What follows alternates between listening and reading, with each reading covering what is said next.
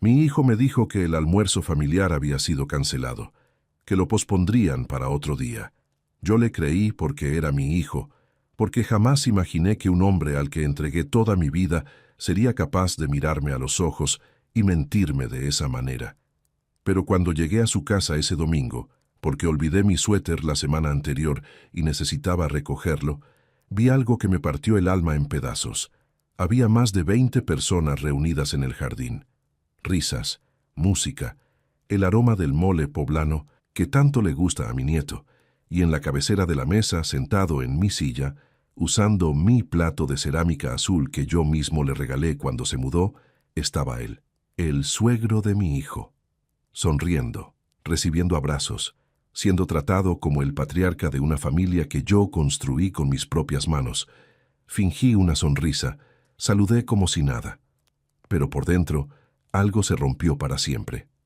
Antes de continuar con esta historia que me costó semanas poder escribir, quiero pedirles un favor de corazón. Estamos a punto de llegar a los 7,000 suscriptores en este canal, y cada uno de ustedes es parte fundamental de esta comunidad. Si esta historia les está llegando al alma como me llegó a mí, por favor, suscríbanse y activen la campanita. Además, déjenme un comentario diciéndome desde qué país me están viendo. Me encanta saber que estas historias cruzan fronteras y tocan corazones en todo el mundo. Y si creen que este relato merece ser escuchado, regálenme un like para que YouTube lo muestre a más personas que necesitan escucharlo. Ahora sí, permítanme contarles todo desde el principio. Me llamo Diego Armando Ledesma, tengo 65 años y toda mi vida la viví en Puebla, México. Trabajé desde los 16 años como albañil, luego como chofer de camión de carga, después tuve un pequeño taller mecánico. Nunca fui rico, pero tampoco me faltó dignidad. Me casé joven con Beatriz, el amor de mi vida, y tuvimos un solo hijo, Alejandro. Cuando Alejandro tenía apenas 12 años, Beatriz murió de cáncer. Fue el momento más oscuro de mi existencia. De repente, me convertí en padre y madre al mismo tiempo. Alejandro era un niño brillante, sensible, lleno de sueños, y yo juré sobre la tumba de mi esposa que ese niño tendría todo lo que yo nunca tuve, que estudiaría, que sería alguien en la vida, que jamás le faltaría amor, aunque su madre ya no estuviera, y cumplí mi promesa. Dios sabe que la cumplí. Pero ese domingo, cuando vi al suegro de mi hijo sentado en mi lugar, recibiendo el respeto y el cariño que yo me había ganado con décadas de sacrificio, comprendí una verdad demoledora. A veces, las personas a las que más amas son las que más profundo te clavan el cuchillo. Y lo peor de todo es que lo hacen con una sonrisa en el rostro. Cuando Beatriz murió, yo tenía 37 años y Alejandro apenas 12. Recuerdo la noche del funeral como si fuera ayer.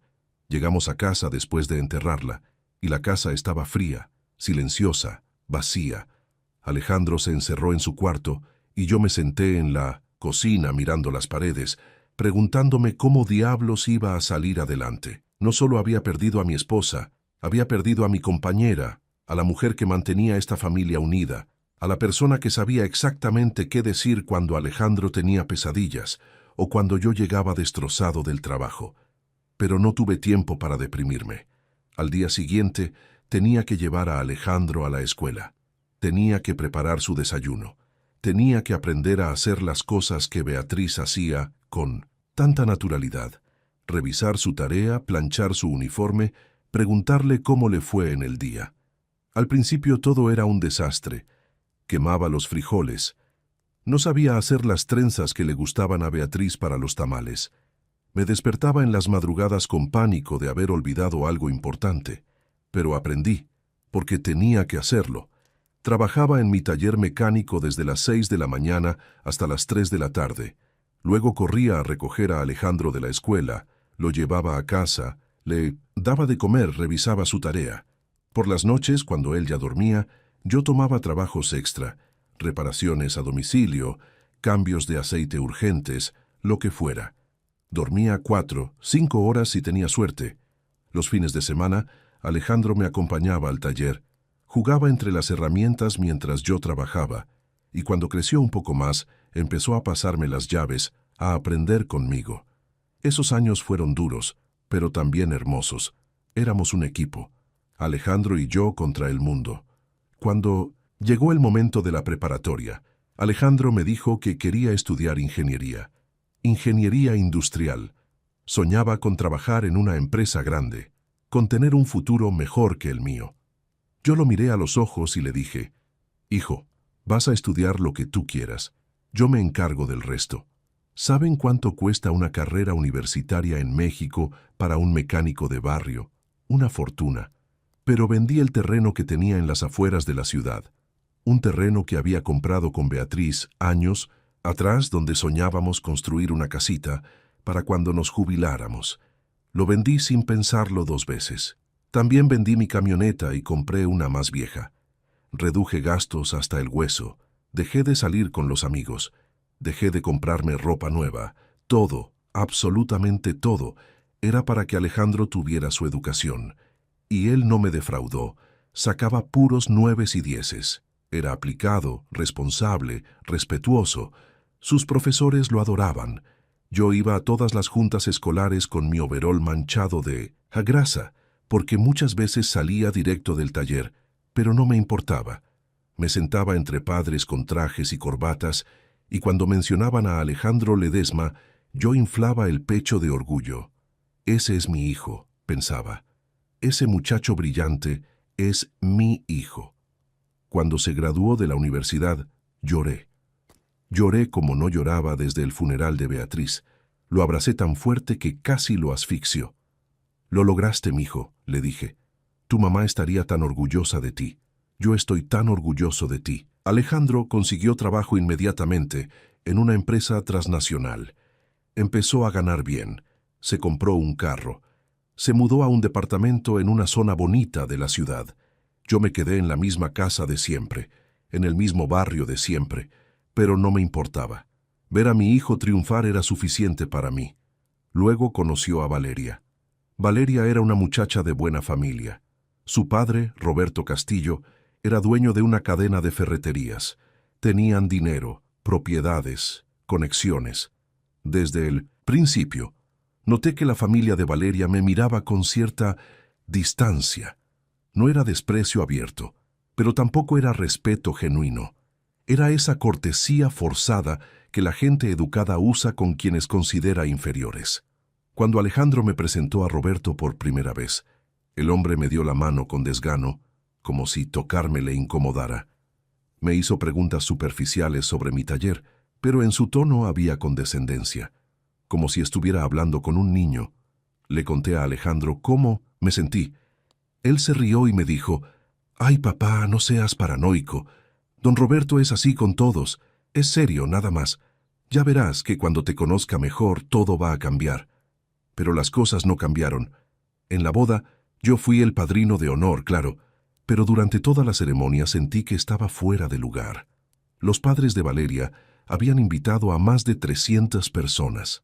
Empresarios, políticos locales, gente importante.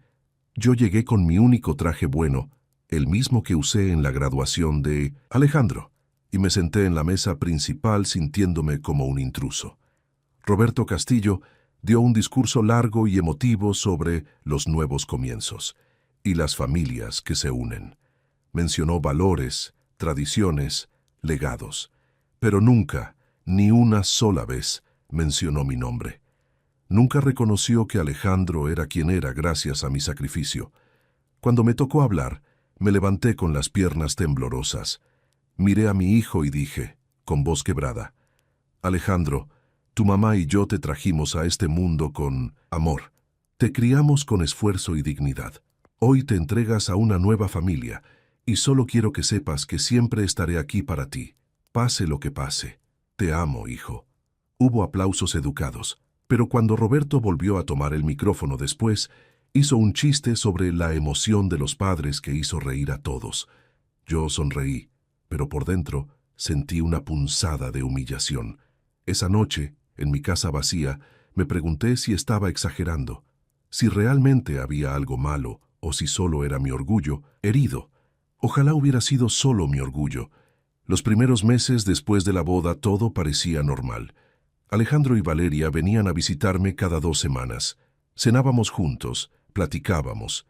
Yo les preguntaba cómo iban las cosas. Valeria era educada conmigo, aunque nunca afectuosa. Había una barrera invisible entre nosotros que yo no sabía cómo romper. Pero poco a poco las visitas se fueron espaciando.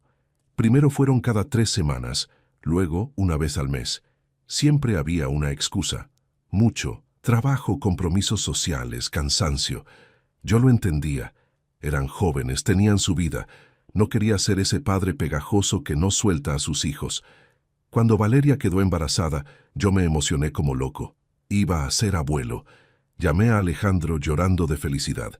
«Mijo, qué noticia tan hermosa. Ese bebé va a tener al mejor padre del mundo.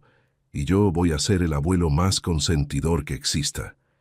Durante el embarazo, traté de estar presente. Les llevaba comida casera a su casa. Le ofrecía a Valeria ayudarla con lo que necesitara, pero siempre sentía que estorbaba. Cuando llegaba, Valeria se comportaba cortés pero distante. Si su madre estaba allí, doña Patricia, las dos se iban a la recámara a platicar de cosas de mujeres, dejándome solo en la sala con Alejandro. Un día, sin querer, escuché parte de una conversación. Estaba en el baño cuando oí a Valeria hablar por teléfono con alguien. Decía: «Sí, mamá, ya sé. ¿Pero qué quieres que haga? Es el papá de Alejandro. No puedo decirle que no venga. Sí, ya sé que mi papá podría ayudarnos más con el negocio, pero Alejandro todavía tiene esa lealtad ridícula con su papá». Esas palabras me cayeron como balde de agua fría. Lealtad ridícula, como si amarme fuera algo tonto, como si los años que pasé criándolo solo fueran un lastre del que Alejandro debería liberarse. No dije nada. Volví a la sala como si nada hubiera pasado, pero esa noche, en mi casa, no pude dormir. Cuando nació mi nieto, Mateo, fue el día más feliz de mi vida después del nacimiento de Alejandro. Llegué al hospital con un oso de peluche enorme y flores para Valeria, pero cuando entré a la habitación ya estaba llena de gente, los padres de Valeria, sus hermanos, tías, primos. Roberto estaba junto a la cuna cargando al bebé, haciéndose fotos. Yo me quedé en la puerta, esperando mi turno. Valeria me vio y sonrió débilmente. «Hola, don Diego, pase, pase». Pero no había emoción en su voz. Era una invitación por cortesía, no por cariño. Cuando finalmente pude cargar a Mateo, lo miré a los ojos y se me hizo un nudo en la garganta. Era idéntico a Alejandro cuando nació. Los mismos ojos, la misma nariz. Le susurré: «Hola, mi amor. Soy tu abuelo Diego. Te voy a querer tanto como quise a tu papá». Pero solo lo tuve en brazos 5 minutos antes de que Roberto dijera: «Bueno, ya es mucho alboroto para el bebé. Mejor lo dejamos descansar». Y me quitó a Mateo de los brazos. En los meses siguientes, las cosas empeoraron. Cuando quería visitar a mi nieto tenía que avisar con días de anticipación. «Es que Valeria tiene rutinas muy estrictas con Mateo», me explicaba Alejandro.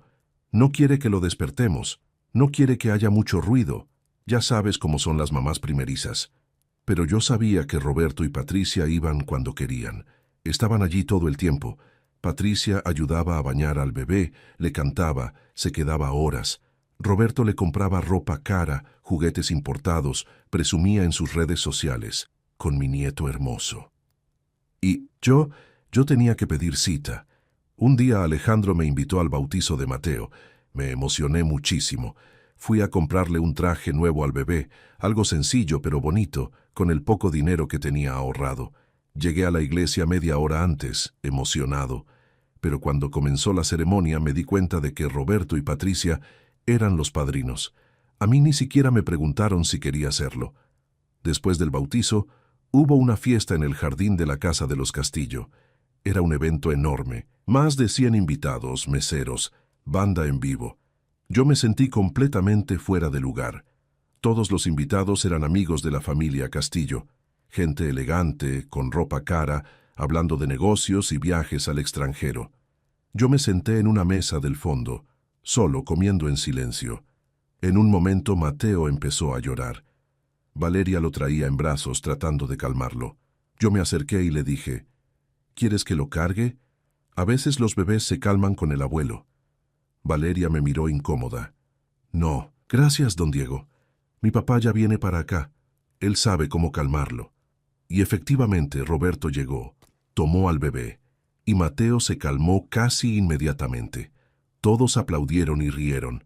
Don Roberto tiene la mano mágica, dijo alguien. Yo me quedé parado ahí, con los brazos vacíos, sintiéndome invisible. Regresé a mi mesa y me comí mi plato sin sabor. Cuando me fui, nadie notó mi ausencia. Esa noche llamé a Alejandro. Le dije, con la voz entrecortada, «Hijo, siento que estoy perdiendo mi lugar en tu vida. Siento que ya no soy importante para ti». Alejandro suspiró. «Papá, no digas eso. Claro que eres importante. Es solo que... Bueno, la familia de Valeria tiene más tiempo libre. Don Roberto ya está retirado. Doña Patricia no trabaja. Tú sigues con el taller. Es natural que ellos estén más presentes. Pero yo también quiero estar presente», le dije. «Yo también quiero ser parte de la vida de mi nieto». «Y lo eres, papá. Lo eres. Ya verás que con el tiempo todo se acomoda». Pero el tiempo no acomodó nada. Las cosas solo empeoraron. Los cumpleaños de Mateo eran organizados por Roberto. Las Navidades se celebraban en casa de los Castillo. Cuando le preguntaba a Alejandro por qué nunca celebrábamos algo en mi casa, me decía, «Es que tu casa es muy chica, papá, y no tienes jardín. En casa de don Roberto hay más espacio». Cada respuesta era lógica, cada excusa tenía sentido, pero el efecto acumulado era demoledor. Yo estaba siendo borrado suavemente de la vida de mi hijo. Y lo peor es que Alejandro ni siquiera se daba cuenta. O tal vez sí se daba cuenta, y simplemente le resultaba más cómodo ignorarlo. Todo llegó a su punto máximo ese domingo. El domingo de la traición. Era 15 de septiembre, un día antes de las fiestas patrias. Alejandro me había llamado el sábado por la noche.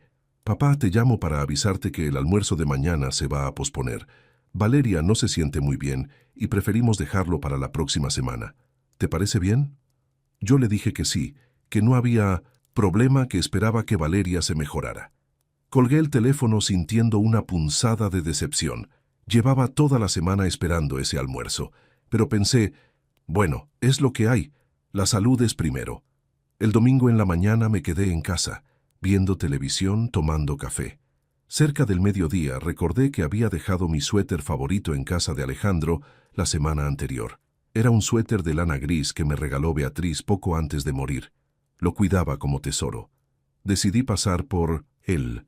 La casa de Alejandro estaba a 20 minutos en camión. No llamé antes porque pensé, solo voy, toco la puerta, recojo mi suéter y me voy. No los voy a molestar si Valeria está enferma. Cuando llegué, lo primero que noté fueron los coches estacionados en la calle. Muchos coches. Luego escuché música, risas, el inconfundible sonido de una fiesta.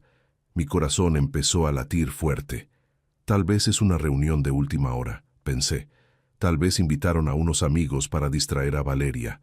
Toqué el timbre. Nadie contestó. Volví a tocar. Nada. La música estaba muy alta. Decidí rodear la casa hacia el jardín trasero. La reja lateral estaba entreabierta. Y ahí fue cuando lo vi todo. El jardín estaba lleno de gente. Había una mesa larguísima decorada con banderitas mexicanas, platos, jarras de agua fresca, charolas de comida. Al menos 25 personas comiendo, riendo, brindando. Reconocí a varios, los hermanos de Valeria, primos, amigos de la familia Castillo.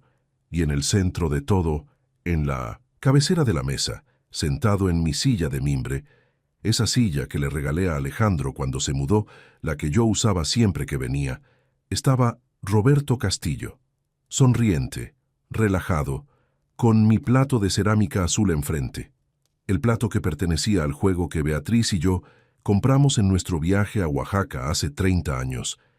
Mateo estaba sentado en las piernas de Roberto, mi nieto, mi sangre, y Roberto le daba de comer en la boca mientras Mateo reía. Sentí que el mundo se detuvo. Alejandro estaba parado junto a la parrilla, volteando carne, hablando con un cuñado. No me había visto, nadie me había visto. Di un paso al frente y alguien finalmente me notó. Era Patricia. la mamá de Valeria, abrió los ojos con sorpresa y le dio un codazo a Roberto. Roberto volteó y me vio. Su sonrisa se congeló. Alejandro giró. Cuando nuestros ojos se encontraron, vi pánico en su rostro. Pánico genuino. «¿Papá? ¿Qué haces aquí?» Tragué saliva. Sentí todas las miradas sobre mí. El volumen de la música parecía haber bajado, o tal vez era que mi corazón latía tan fuerte que no podía escuchar bien. «Venía por mi suéter», dije con una voz que no parecía mía. «Me dijiste que el almuerzo estaba cancelado». Alejandro dejó las pinzas de la carne, se limpió las manos en el delantal, caminó hacia mí con una sonrisa forzada, esa sonrisa falsa que nunca le había visto antes. «Sí, papá, es que fue de último momento.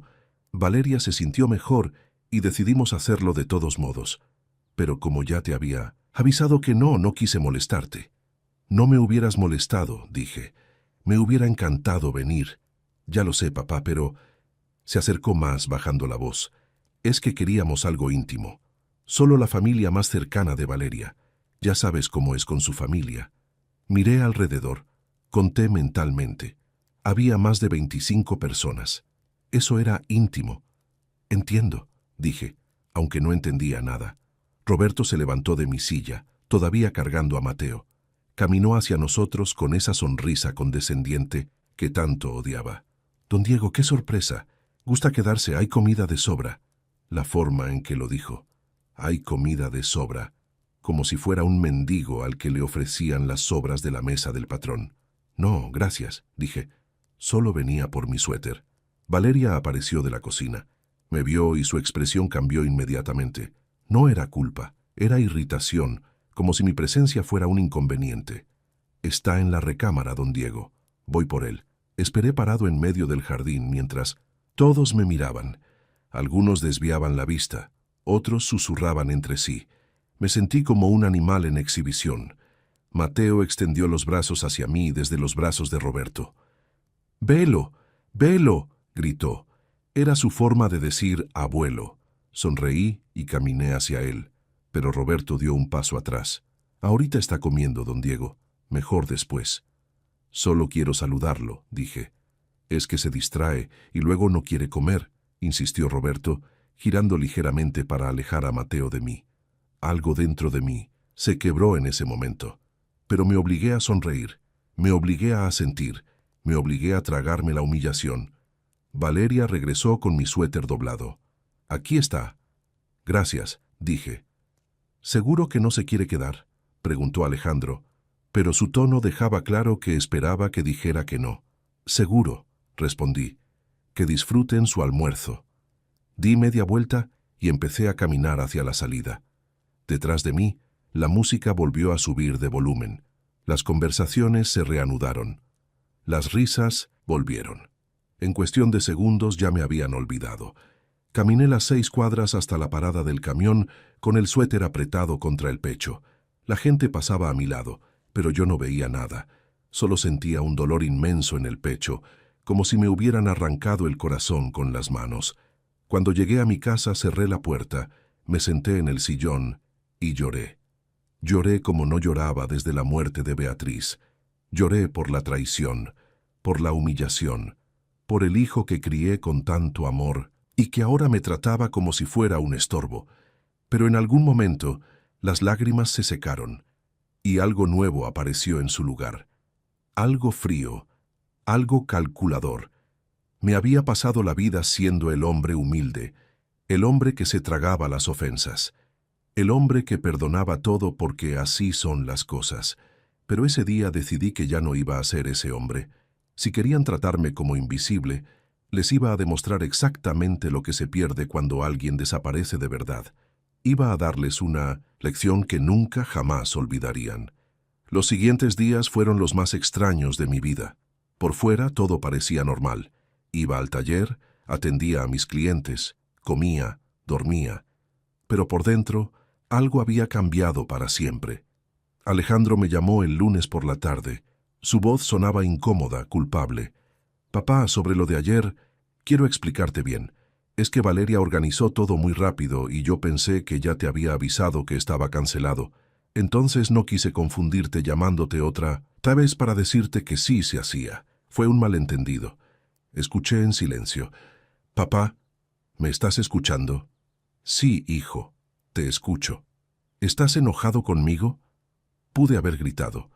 Pude haberle dicho todo lo que sentía, la traición, la humillación, el dolor de verlo mentirme a la cara. Pero en lugar de eso, dije con una calma que me sorprendió incluso a mí. No estoy enojado, Alejandro. Entiendo perfectamente. Hubo una pausa. Creo que esperaba un reclamo, una pelea. Mi tranquilidad lo desconcertó. Bueno, me alegra que lo entiendas. La próxima vez te avisamos con tiempo, ¿sale? Claro, hijo. No te preocupes. ¿Vendrás a cenar el viernes? Valeria va a hacer lasaña. Veré si puedo. Tengo mucho trabajo en el taller esta semana. Ah, bueno. Me avisas entonces. Colgué el teléfono y me quedé mirando la pared. No sentía rabia. No sentía tristeza. Sentía algo mucho más peligroso. Claridad absoluta. Durante años había justificado cada desplante, cada olvido, cada humillación. Es que están ocupados. Es que la familia de ella tiene más dinero. Es que yo no encajo en su mundo. Pero la verdad era mucho más simple y dolorosa. Mi hijo se avergonzaba de mí. Yo, con mis manos callosas de mecánico, mi casa humilde, mi falta de educación universitaria, mi ropa sencilla, no estaba a la altura del mundo al que Alejandro ahora pertenecía.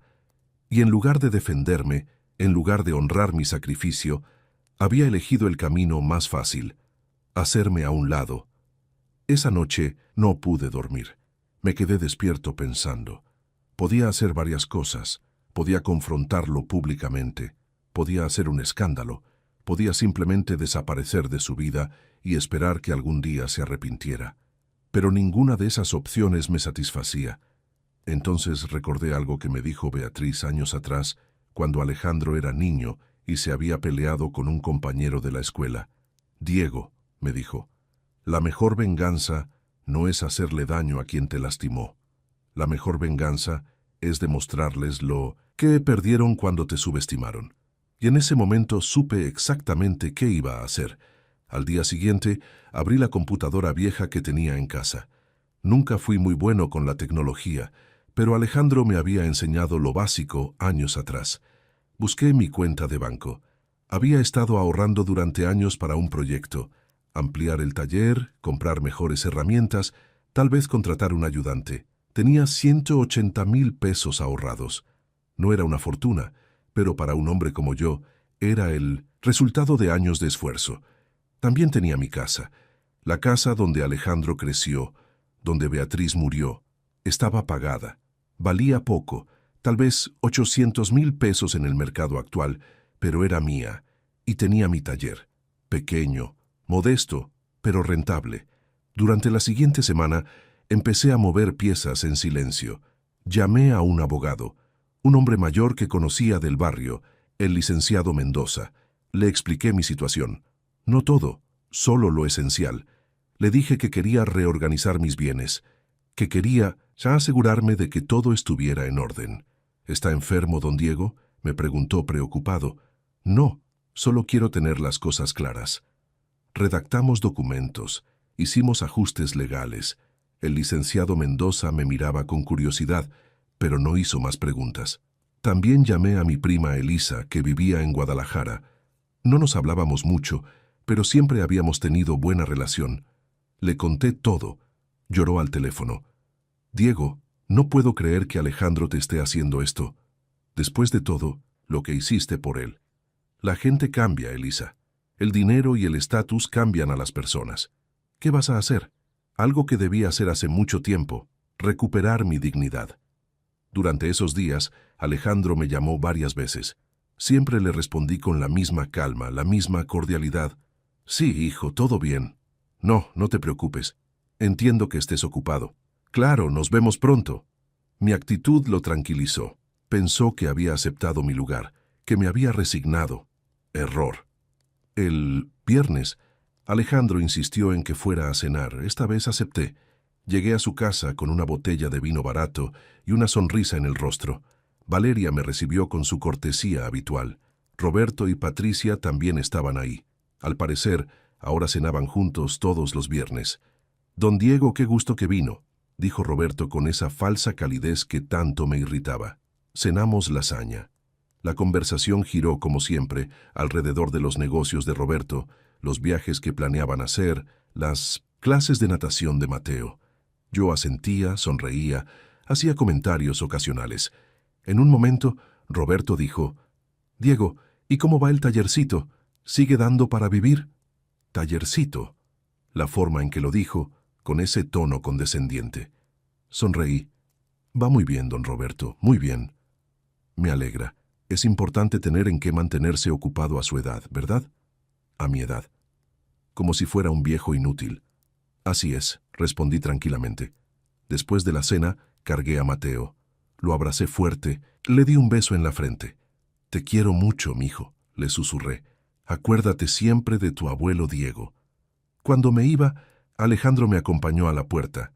«Papá, me da gusto que ya estés mejor. Te veías triste el otro día». Lo miré a los ojos. Mi hijo, mi único hijo. El niño al que le enseñé a andar en bicicleta, al que cuidé cuando tenía fiebre, al que abracé cuando lloraba por su mamá. «Estoy muy bien, Alejandro. Mejor que nunca». «Qué bueno. Te quiero, papá». «Yo también te quiero, hijo». Fue la última vez que le dije esas palabras. Esa noche en casa terminé de preparar todo. Llamé al licenciado Mendoza. «¿Está seguro de esto, don Diego?», me preguntó. «Completamente seguro. Una vez que lo haga, no hay vuelta atrás». «Lo sé. Proceda». El sábado por la mañana, publiqué algo en mi cuenta de Facebook. Nunca había sido muy activo en redes sociales, pero Alejandro y toda su familia me seguían ahí. Escribí: «Después de muchos años de trabajo duro, he tomado una decisión importante sobre mi futuro. Esta semana pondré mi taller en venta, así como mi casa. He decidido mudarme a Guadalajara para estar cerca de mi prima Elisa y empezar una nueva etapa de mi vida. Agradezco a todos los clientes que confiaron en mí durante estos años. Los voy a extrañar, pero a veces uno necesita un cambio para encontrar dónde realmente lo valoran. Bendiciones para todos». Puse el celular en silencio y me fui al mercado a comprar verduras. Cuando regresé 2 horas después, tenía 47 llamadas, perdidas de Alejandro. Sonreí. La obra apenas comenzaba. No le devolví las llamadas a Alejandro hasta el domingo por la tarde. Dejé que cocinara en su propia desesperación. Cuando finalmente contesté, estaba frenético. «Papá, ¿por qué no me contestabas? Vi tu publicación. ¿Qué significa eso de que te vas a Guadalajara? ¿Por qué vas a vender la casa?». «Es lo que dice ahí, hijo. Voy a empezar de nuevo en otro lugar». «¿Pero por qué? ¿Pasó algo? ¿Estás enojado?». Qué irónico. Ahora sí le importaba. «No estoy enojado, Alejandro. Simplemente tomé una decisión. A mi edad uno aprende que el tiempo es limitado y hay que pasarlo con las personas que realmente te aprecian». Silencio al otro lado de la línea. «Papá, si es por lo del almuerzo, ya te expliqué que fue un malentendido. No es por el almuerzo, es por todo. Pero no te preocupes. Tú tienes tu vida, tu familia. La familia de Valeria te ha adoptado muy bien. Don Roberto es un excelente abuelo para Mateo. Ya no me necesitas». «Claro que te necesito, eres mi papá». «¿De verdad, Alejandro? Porque no lo parece. ¿Cuándo fue la última vez que me invitaste a algo sin que yo preguntara? ¿Cuándo fue la última vez que le contaste a tus amigos sobre mí con orgullo, en lugar de esconderme como si fuera una vergüenza?» «Yo nunca». «Papá, tú estás exagerando». «No estoy exagerando. Y ya no voy a seguir rogando por un lugar en tu vida. Así que decidí invertir mi energía en otra parte. No puedes vender la casa. Es la casa donde crecí, es la casa de mamá». Ahí estaba. Ahora le importaba la casa de su mamá, la misma casa a la que dejó de venir, la misma casa que consideraba muy chica para celebrar algo. «La casa es mía, Alejandro, y necesito el dinero para empezar mi nueva vida». «¿Qué nueva vida? Tienes 65 años». «Exacto. Me quedan tal vez 20 años buenos, y no pienso desperdiciarlos sintiéndome invisible». Alejandro llegó a mi casa 1 hora después. Tocó la puerta con desesperación. Cuando abrí, tenía los ojos rojos. Había estado llorando. «Papá, por favor, hablemos con calma». Lo dejé pasar. Se sentó en el sillón de la sala, el mismo sillón donde lo cargaba cuando tenía pesadillas de niño. «No entiendo por qué estás haciendo esto», dijo. Me senté frente a él. Lo miré directamente a los ojos. «Alejandro, déjame hacerte una pregunta. Si Roberto decidiera mudarse mañana a otra ciudad, ¿Valeria estaría desesperada como tú ahora?» «Eso es diferente». «¿Por qué es diferente? ¿Porque él tiene dinero? ¿Porque puede llevarlos de viaje? ¿Porque encaja mejor en la idea de lo que debe ser un abuelo para tu hijo?» «No, no es eso. Entonces dime, hijo, dime qué hice mal. Dime en qué momento dejé de ser suficiente para ti». Alejandro se quebró. Empezó a llorar como cuando era niño. «No hiciste nada mal, papá. Eres el mejor padre que pude tener. Es solo que, no sé, las cosas se fueron complicando. Valeria tiene sus costumbres. Su familia es muy unida. Y yo no quería crear conflictos.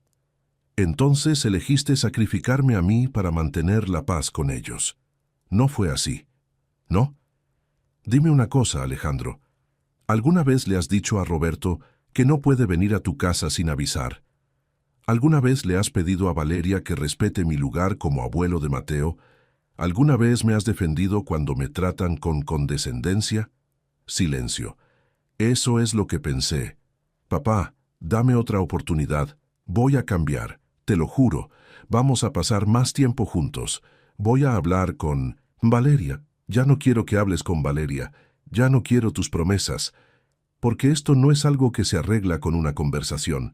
Esto es algo que debió haber estado desde siempre. Respeto. Y eso no se puede forzar». Alejandro se puso de pie.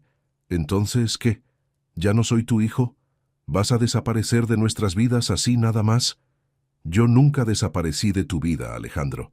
Fuiste tú quien me hizo desaparecer. Yo solo estoy aceptando la realidad».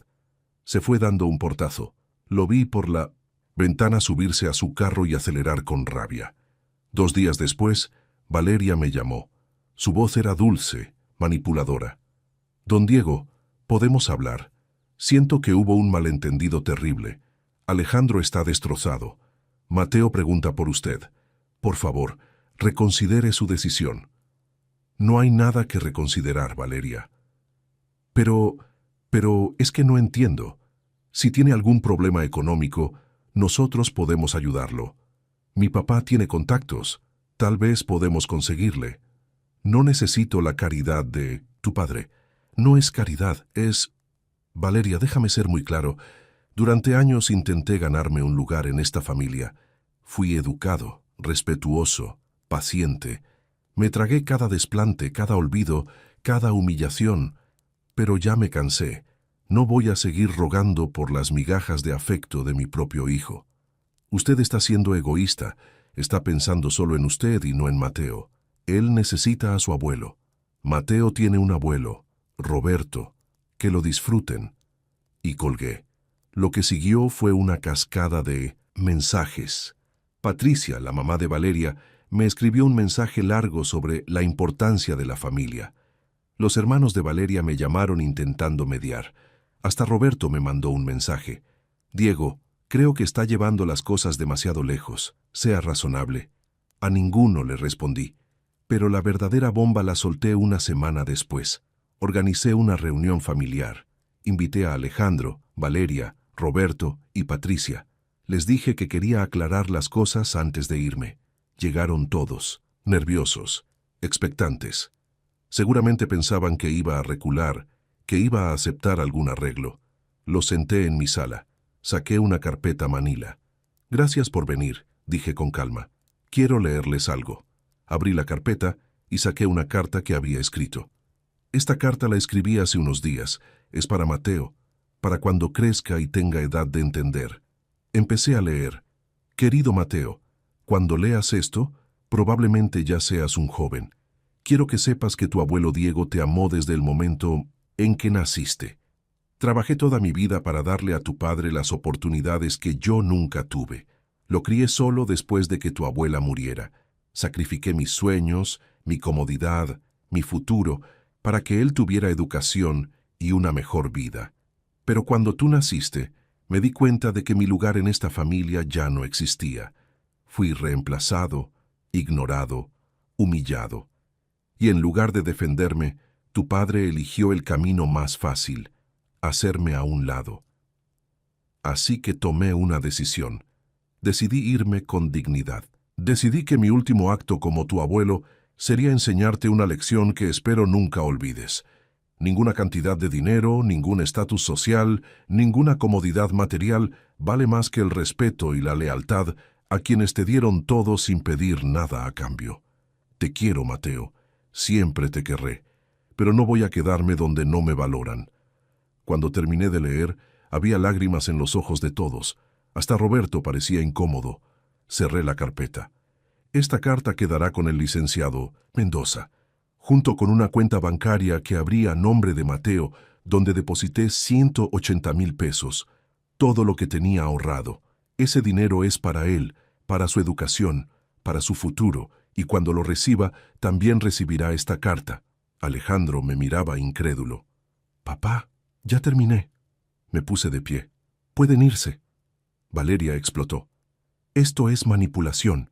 Está usando a Mateo para hacernos sentir culpables». La miré con frialdad. «No, Valeria, esto es consecuencia. Durante años ustedes me hicieron sentir que sobraba. Ahora van a vivir sabiendo que un hombre al que despreciaron les dio su última moneda, su último esfuerzo, no a ustedes, sino al niño que ustedes usaron como excusa para alejarme». Roberto se puso de pie, furioso. «Usted es un resentido, un amargado». «Tal vez, pero soy un amargado con dignidad». Salieron todos dando portazos, menos Alejandro. Se quedó sentado con la cabeza entre las manos, llorando. «Perdóname, papá», susurró. «Perdóname». Lo miré con tristeza. «Te perdono, Alejandro. Pero el perdón no borra lo que pasó, ni cambia mi decisión». Y salí de la sala dejándolo solo con su culpa. 3 meses después estaba viviendo en Guadalajara. Vendí el taller, vendí la casa. No me fui con mucho, pero me fui con mi dignidad intacta. Mi prima Elisa me recibió con los brazos abiertos. Me ayudó a instalarme en un departamento pequeño pero cómodo. Empecé a trabajar medio tiempo en un taller de un amigo suyo. No necesitaba mucho, solo paz. Alejandro me llamó docenas de veces durante esos meses. Al principio no le contestaba. Luego, después de mucho pensarlo, respondí una llamada. «Papá, por favor, vuelve. Te extrañamos. Mateo pregunta por ti todos los días. Valeria está arrepentida. Yo estoy arrepentido, por favor». «Alejandro, ¿de verdad crees que esto se arregla con un «lo siento»?» «No, pero dame la oportunidad de demostrarte que cambié». ¿Sabes qué es lo más triste de todo esto? Que no debiste necesitar que yo me fuera para valorarme. Debiste haberme valorado desde siempre. Tienes razón, la cagué, pero eres mi papá, eres lo único que me queda de mamá. No puedo perderte». Su voz se quebró, y por un momento volví a ver al niño de 12 años que lloraba en mi hombro el día que enterramos a Beatriz. «No me perdiste, Alejandro. Te perdiste a ti mismo. Te dejaste llevar por un mundo que no era el tuyo y olvidaste de dónde venías. Entonces, ayúdame a recordarlo. Vuelve». Suspiré. «Tal vez algún día, pero no ahora. Todavía no». Pasaron 6 meses más. Un día Alejandro apareció en Guadalajara sin avisar. Tocó a mi puerta. Cuando abrí lo vi cambiado, más delgado, más cansado, pero también más humilde. «No vengo a pedirte que vuelvas», dijo. «Solo vengo a decirte algo». Lo dejé pasar. «Me separé de Valeria», soltó. Lo miré sorprendido. «¿Qué?» «Después de que te fuiste, todo empezó a desmoronarse. Me di cuenta de que había construido una vida que no era mía. Una vida llena de apariencias, de hipocresía. Valeria y yo discutíamos todo el tiempo. Ella no entendía por qué estaba tan afectado por tu partida. Su familia me trataba como si yo fuera el problemático. Roberto decía que yo tenía problemas de lealtad mal dirigida, y un día simplemente explotó todo». Se sentó en el sillón agotado. «Mateo vive conmigo los fines de semana. Renté un departamento cerca de la que era nuestra casa. Dejé el trabajo en la empresa del papá de Valeria. Estoy empezando de nuevo, papá. Y finalmente entiendo lo que hiciste. Finalmente entiendo que a veces alejarse es la única forma de no perder lo que queda de tu alma. Me senté junto a él. Por primera vez en casi un año sentí que volvía a ver a mi hijo, al verdadero Alejandro. ¿Y cómo está Mateo? Confundido, triste. Pregunta por ti. Le muestro fotos tuyas. Le cuento historias de cuando yo era niño. Y tú me enseñabas cosas en el taller. Quiere conocerte bien. El verdadero tú, no el abuelo al que manteníamos a distancia. Sentí un nudo en la garganta. Papá, continuó Alejandro, no te pido que me perdones de inmediato. No te pido que vuelvas. Solo te pido una cosa. No renuncies a ser el abuelo de Mateo. Él no tiene la culpa de mis errores y merece tener en su vida al hombre más valiente que conozco. Las lágrimas rodaron por mis mejillas. Tú fuiste más que un papá para mí, dijo. Fuiste mamá también. Fuiste maestro, amigo, héroe. Y yo lo eché todo a perder por querer encajar en un mundo que me hizo olvidar quién era. Pero te juro, papá, que voy a pasar el resto de mi vida compensándote. Aunque tú ya no quieras volver, aunque ya no quieras perdonarme, voy a asegurarme de que Mateo sepa la clase de hombre que es su abuelo. Y voy a criarlo como tú me criaste a mí, con valores, con respeto, con amor verdadero. Lo abracé. Lo abracé como no lo abrazaba desde que era niño, y lloramos juntos. No volví a Puebla de inmediato, pero sí empecé a visitar. Primero una vez al mes, luego cada 15 días. Mateo y yo comenzamos a construir una relación real, sin Roberto de por medio, sin pretensiones. ¿Perdoné a Alejandro? Con el tiempo sí, pero el perdón no significa olvidar. Significa elegir seguir adelante sin cargar el peso del rencor. Hoy, 2 años después, mi relación con mi hijo no es perfecta. Todavía hay cicatrices, todavía hay momentos incómodos, pero es auténtica, es honesta, y eso vale más que 1000 almuerzos familiares llenos de hipocresía. La lección que aprendí, y que quiero compartir con todos ustedes que me están escuchando, es esta. No tengas miedo de alejarte de las personas que no te valoran, aunque sean tu propia sangre. El amor verdadero no se mendiga. La familia verdadera no te hace sentir invisible. Y tu dignidad vale más que cualquier vínculo que te exija humillarte para pertenecer.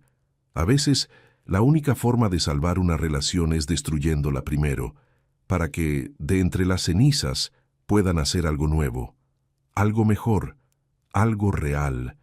Y si alguien tiene que perderte para valorarte, entonces nunca te valoraron realmente. Esta es mi historia. Gracias por escucharla hasta el final. Si les llegó al corazón como a mí me ha marcado vivirla, compartan este video. Comenten qué les pareció. Y recuerden, nunca, jamás, permitan que nadie les quite su dignidad.